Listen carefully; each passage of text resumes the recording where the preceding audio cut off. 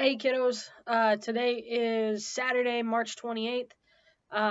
This morning I gotta tell you guys, it's hitting me. It feels like it's been months since I last saw you guys and we were last all together at school, and I don't like it. I miss you guys. I miss being, a teacher with you guys. So I just thought, I'm feeling it today. You guys might be feeling it or have been feeling it, and I just wanted you to kind of remember that we're all in this together, even though we're not even remotely close together. Um, but yeah, I miss you guys a lot. Just a reminder, Monday I have a few meetings where we're going to be talking about what online school is going to look like and stuff, but we still have another week before school like officially starts for us doing stuff online. So I think next week I'm really going to start bringing stuff to these videos that you can do if you're bored, and just to keep you sane, because I don't know about you, but I can't watch TV all day long and do nothing else. So I'm going to start doing that. Challenge update. I had 2 more people complete the challenge.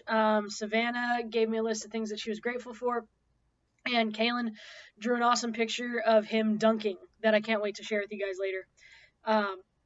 That brought our total to 7. That was almost halfway to our goal, so that means this girl does not have to do Renegade. So I feel pretty good about that. You guys probably don't. I'll probably try another one next week, a different kind of challenge, and see if I can get more people to participate. But thank you to the 7 that did. I loved reading your guys' stuff. That was awesome. All right, so today for the video, I'm going to do another riddle. And then if you want to stick around, like if you're truly bored, you can watch me read another chapter from Sideways Stories from Wayside School. Okay, so today's riddle is very, very simple, but kind of hard if you got to wrap your mind around it. All right. When does 11 plus 2 equal 1 and 9 plus 5 equal 2? So let me say that again. In what situation, in what scenario does 11 plus 2 equal 1 and 9 plus 5 equal 2? Think about it. This one's a little bit harder. All right. Another chapter from Sideways Stories from Wayside School. What I like about this book is that you don't have to read it in order. So I'm actually skipping way ahead to chapter 7, entitled Calvin. All right. Calvin had a big, round face. Calvin, said Mrs. Jules, I want you to take this note to Miss Zarves for me. Miss Zarves? Asked Calvin.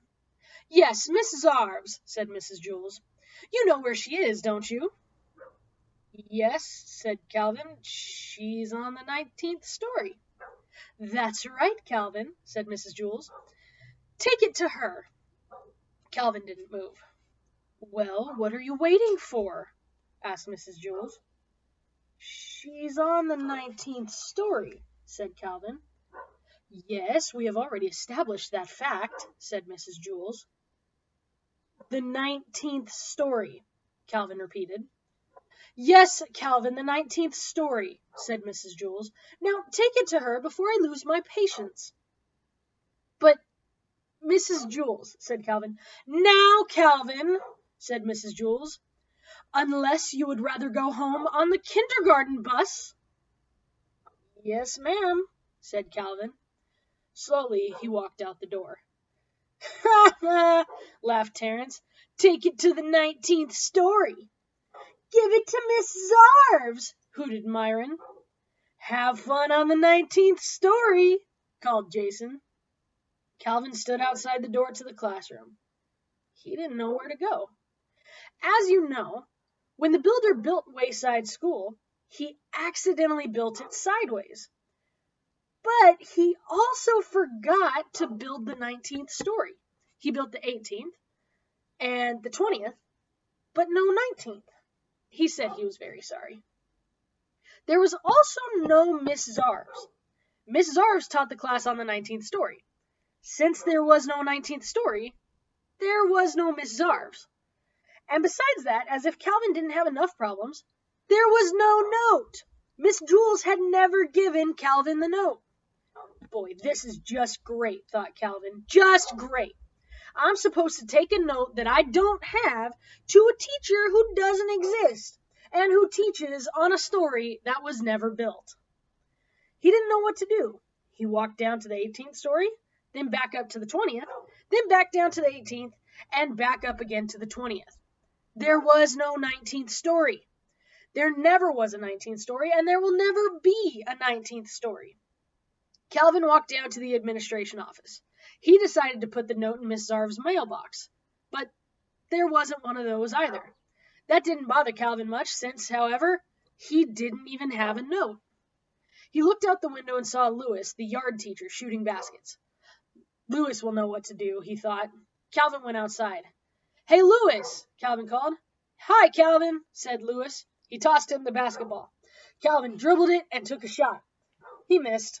Lewis tipped it in. Do you want to play a game? Lewis asked. I don't have time, said Calvin. I have to deliver a note to Miss Zarv's up on the 19th story. Then what are you doing all the way down here? Lewis asked. There is no 19th story, said Calvin. Then where is Miss Zarv's? Asked Lewis. There is no Miss Zarv's, said Calvin. What are you going to do with the note? Asked Lewis. There is no note, said Calvin. I understand, said Lewis. That's good, said Calvin, because I sure don't. It's very simple. You are not supposed to take no notes to no teachers. You already haven't done it. Calvin still didn't understand. I'll just have to tell Mrs. Jules that I couldn't deliver the note, he said. That's good, said Lewis. The truth is always best. Besides, I don't think I understand what I said either.